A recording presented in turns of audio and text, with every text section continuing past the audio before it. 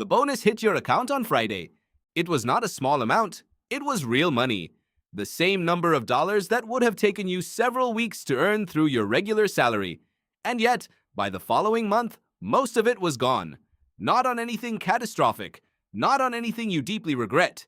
Just gone, in the way that bonus money seems to go, a little faster and a little more freely than the same amount of money earned through your regular paycheck would have. You probably noticed this at the time and filed it away as something about the particular circumstances. A holiday, a celebration. You deserved it after a long stretch of hard work.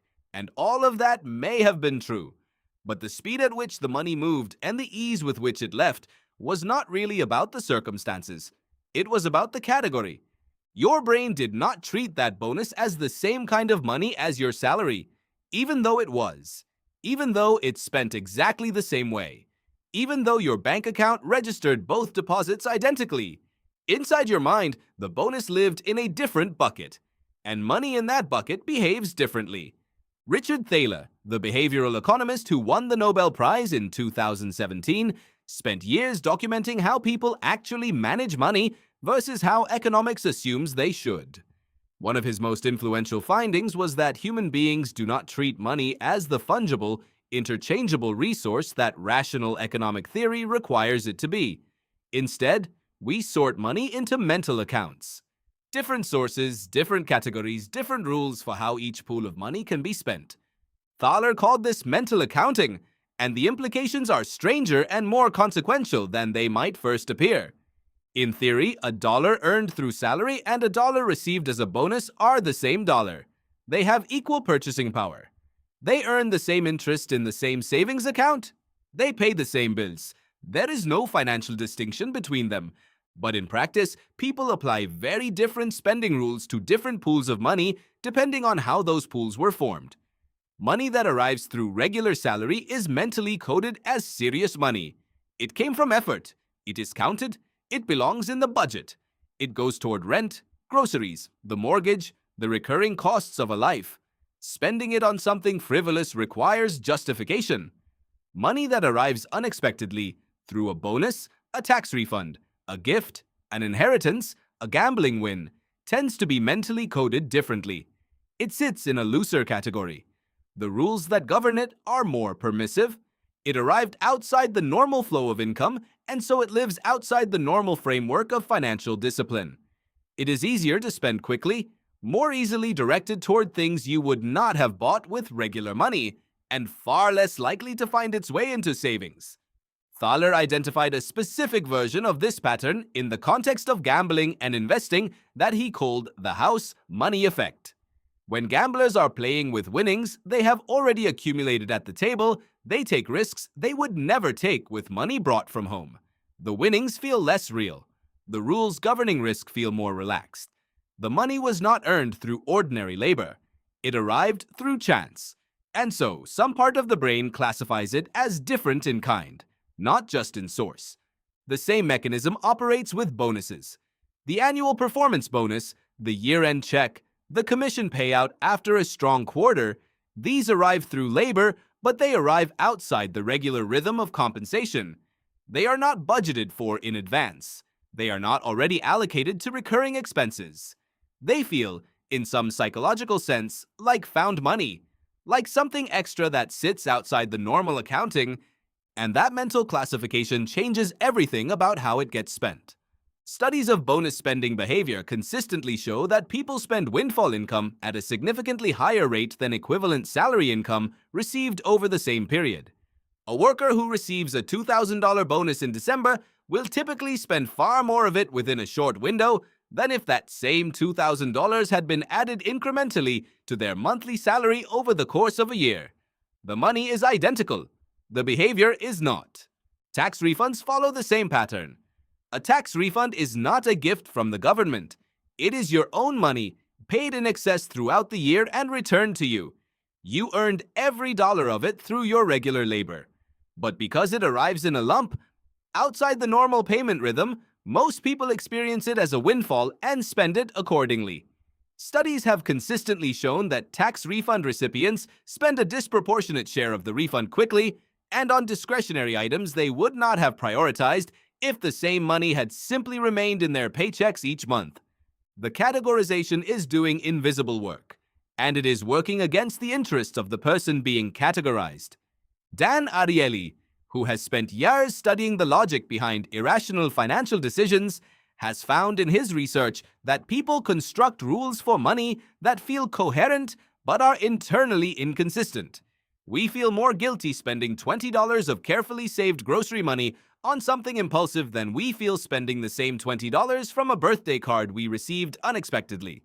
The guilt is calibrated not to the amount but to the category, and the category is built from the story of how the money arrived. This matters enormously over a financial lifetime because of what windfall income represents in aggregate. Bonuses, tax refunds, inheritances, investment gains, overtime pay, side income, the occasional larger than usual payment of any kind, these are not trivial sums. Over the course of a working life, the money that arrives outside regular salary can represent a substantial portion of total lifetime income. It is also, in many cases, the money that has the most potential to actually move the financial needle. A lump sum invested or applied to debt creates a different kind of leverage than the same amount spread across monthly salary. But if that money is mentally classified as loose money, as a category with permissive rules and no prior claims on it, it tends to disperse. Not dramatically, not in ways that feel irresponsible, just steadily, in the direction of spending that feels justified precisely because the money felt like extra. Morgan Housel, who wrote The Psychology of Money, makes a point about the compounding cost of small decisions made from a position of feeling temporarily flush. He argues that the gap between income and spending is the only place where wealth actually forms. Anything that routinely closes that gap, even temporarily, even with money that feels like it came from outside the normal system, is doing structural damage to long-term financial health that may not show up for years. A bonus treated as a windfall and spent within 60 days is not a problem in isolation, but a pattern of treating every bonus, every refund, every unexpected income as spending permission is a pattern that ensures the gap never widens. The income rises, but the wealth does not follow. Mullainathan and Shafir, whose research on the scarcity mindset showed how financial stress narrows cognitive bandwidth, also found something relevant here. When people receive windfall income, the immediate relief from financial pressure can actually produce a kind of mental expansion, a loosening of the vigilance that keeps spending in check. The windfall does not just feel like extra money, it temporarily removes the feeling of scarcity. And in that window of loosened vigilance, spending accelerates.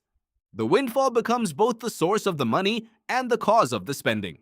The relief it produces creates the conditions for its own disappearance. There is a related pattern worth naming. Thaler observed that the mental accounting rules people apply to regular salary are partly enforced by the pain of parting with it.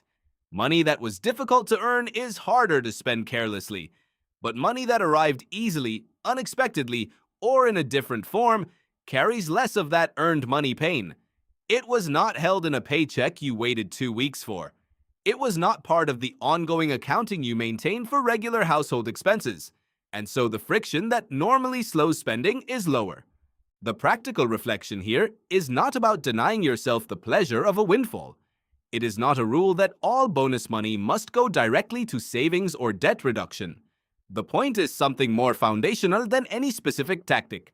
The point is to notice when you are applying different rules to the same dollar based on where it came from rather than what it could do. Your bonus is not looser money. Your tax refund is not extra money.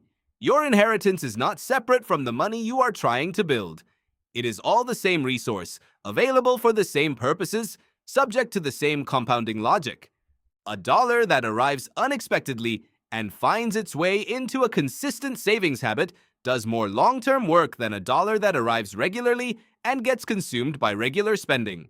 The origin of the money does not determine its potential. The category you assign it to determines what happens next. When you feel the particular lightness that comes with money that did not arrive through ordinary routine, that feeling is worth noticing. Not because it is wrong to feel it, but because that lightness is where the mental accounting rules loosen. And loosened rules, applied consistently across a working lifetime, are one of the quieter ways that financial potential slips away without anything dramatic happening at all. The bonus hit your account on Friday. The question is which bucket you put it in.